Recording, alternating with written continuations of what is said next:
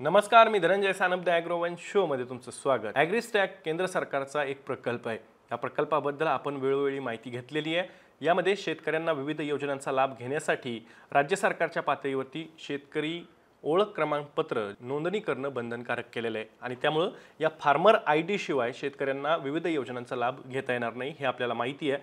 परंतु आता केंद्र सरकारनं या ॲग्रीस्टॅक प्रकल्पामध्ये एक महत्त्वाचा बदल करण्याचा निर्णय घेतलेला आहे. काय निर्णय घेतलेला आहे, त्यामुळे शेतकऱ्यांना कशा पद्धतीचा फायदा होऊ शकतो याचीच माहिती आपण आजच्या द ॲग्रोवन शोमध्ये समजून घेणार आहोत. त्यामुळे व्हिडिओ शेवटपर्यंत बघा. तर ॲग्रीस्टॅक या प्रकल्पाच्या अंतर्गत राज्यात जवळपास 1 कोटीहून अधिक शेतकऱ्यांनी त्यांचं शेतकरी ओळख क्रमांकपत्र जे आहे ते नोंदणी करून घेतलेलं आहे आणि या शेतकऱ्यांना लवकरच त्यांचं ओळख क्रमांकपत्र जे आहे ते सुद्धा डाउनलोड करता येणार आहे.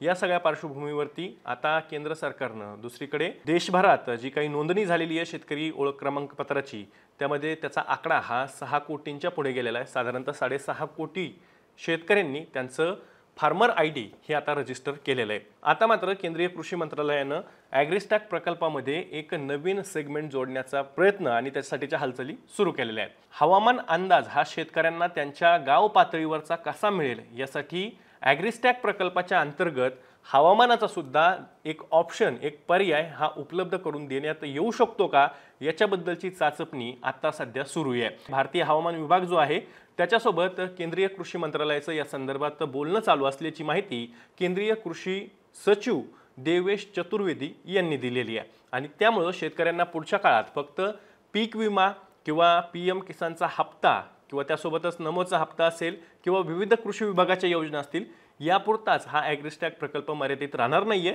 तर शेतकऱ्यांना त्यांच्या गावातला जो काही हवामानाचा अंदाज आहे तोही या ॲग्रीस्टॅक प्रकल्पावरती नोंदणी केलेल्या शेतकऱ्यांना त्यांच्या मोबाईलमध्ये अचूक पद्धतीने उपलब्ध करून देण्यासाठी प्रयत्न केले जाणार आहेत अशी माहिती सुद्धा आता समोर आलेली आहे. देशभरात 12 कोटी शेतकरी हे या फार्मर ID साठी पात्र आहेत आणि यापैकी 6.5 कोटी शेतकऱ्यांनी आत्तापर्यंत नोंदणी केलेली आहे.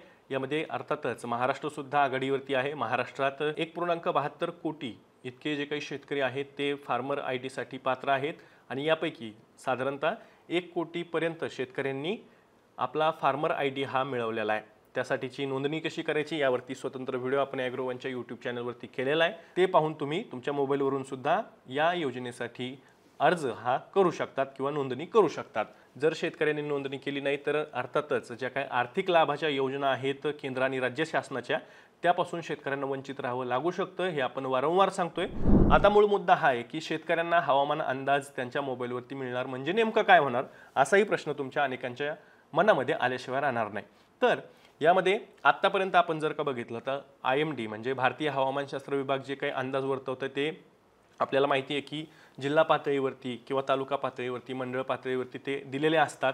परंतु पुढच्या काळात हवामान विभागात जे काही बदल होतील, नवीन तंत्रज्ञान जे काही स्वीकारलं जाईल, आत्ताच आपण एक त्याच्याबद्दलचं हे अपडेट घेतलं होतं की भारत वेदर फॉरकास्ट नावाची एक प्रणाली हवामान विभागाने स्वीकारलेली आहे आणि याच्यामध्ये आता शेतकऱ्यांना त्यांच्या 6 किलोमीटरचा जे काही परिघ आहे त्याच्यामधली हवामानाची अचूक माहिती ही या प्रणालीच्या माध्यमातून दिली जाणार आहे.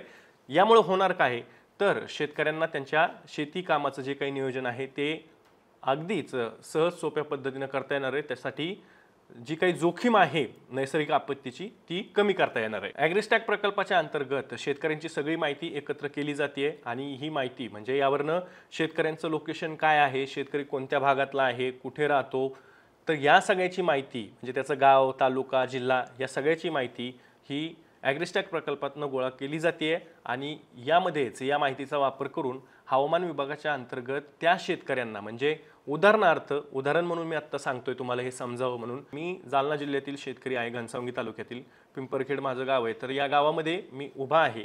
तर या गावामध्ये 3 किलोमीटरच्या अंतर्गत किंवा 6 किलोमीटरच्या अंतर्गत हवामानातील नेमके काय बदल होत आहेत हे मी अचूक पद्धतीनं या प्रणालीच्या मार्फत पाहू शकतो आणि त्यामुळं मला उदाहरणार्थ सोयाबीनची काढणी करायची असेल किंवा एखादं कीटकनाशक फवारायचं असेल तर त्या अनुषंगानं मी माझ्या गावामध्ये आत्ता किती वेगानं वारं वाहतंय, पावसाची शक्यता आहे का, हवेमध्ये आर्द्रता किती आहे, या प्रकारची माहिती ही मी माझ्या मोबाईलवरती मला हवामान खात्याच्या मार्फत ही मिळू शकणार आहे. त्याचं कारण काय, ज्यावेळेस मी फार्मर ID जो काही आहे तो ॲग्रीस्टॅकमध्ये नोंदणी करून रजिस्टर करून तो काढेल त्यावेळेस मला या पद्धतीची माहिती ही पुरवली जाणार आहे.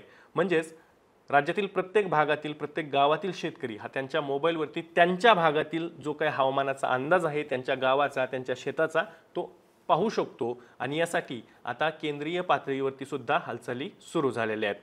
आणि याचीच माहिती ही केंद्रीय कृषी सचिव देवेश चतुर्वेदी यांनी दिलेली आहे. त्यामुळं शेतकऱ्यांना ज्या पद्धतीनं आर्थिक लाभ आणि त्यासाठीच्या ज्या काही योजना आहेत त्यासाठी फार्मर युनिक आय डी हा जो काही अनिवार्य करण्यात आलेला आहे त्या पद्धतीनेच आता हवामानाचं एक सेगमेंट त्याच्यामध्ये जोडलं जाणार आहे, जेणेकरून शेतकऱ्यांना नैसर्गिक आपत्तीपासून त्या जोखमीपासून बचाव करता येऊ शकतो. आपल्याकडे माहिती आहे आपल्याला की सातत्यानं नैसर्गिक आपत्तीचं जे काही संकट आहे ते डोक्यावरती शेतकऱ्यांच्या घोंगवत आहे आणि या नैसर्गिक आपत्तीमध्ये शेतकऱ्यांचं मोठ्या प्रमाणात नुकसान होत आहे. त्यामुळं या संरक्षणापासून जर का बचाव करायचा असेल तर अधिक अचूक हवामान अंदाजसुद्धा महत्त्वाचा आहे, जेणेकरून शेतकऱ्यांची आर्थिक जोखीम त्या अर्थानं सुद्धा कमी होऊ शकेल. तर या पद्धतीचं एक अपडेट होतं ॲग्रीस्टॅकबद्दल. तुम्हाला हवामानाचा अंदाज तुमच्या मोबाईलवरती IMDच्या मार्फत जो काही दिला जातो तो अचूक पद्धतीने जर का मिळाला तर त्याचा फायदा होईल का असं वाटतंय का? कमेंट बॉक्समध्ये तुमची प्रतिक्रिया नक्की कमेंट करून सांगा. मी दररोज संध्याकाळी 6 वाजता ॲग्रोवनच्या यूट्यूब चॅनलवर शेती आणि शेतकऱ्यांच्या हिताचे मुद्दे घेऊन येत असतो. त्यामुळे तुम्ही अजूनही ॲग्रोवनच्या यूट्यूब चॅनलला सबस्क्राईब केलं नसेल तर लगेचच सबस्क्राईब करा. व्हिडिओ जास्तीत जास्त शेतकऱ्यांपर्यंत पाठवण्यासाठी व्हिडिओला लाईक आणि शेअर नक्की करा. आपण पुन्हा भेटू. तर तुम्ही तुमची आणि तुमच्या जवळच्या माणसांची काळजी घ्या.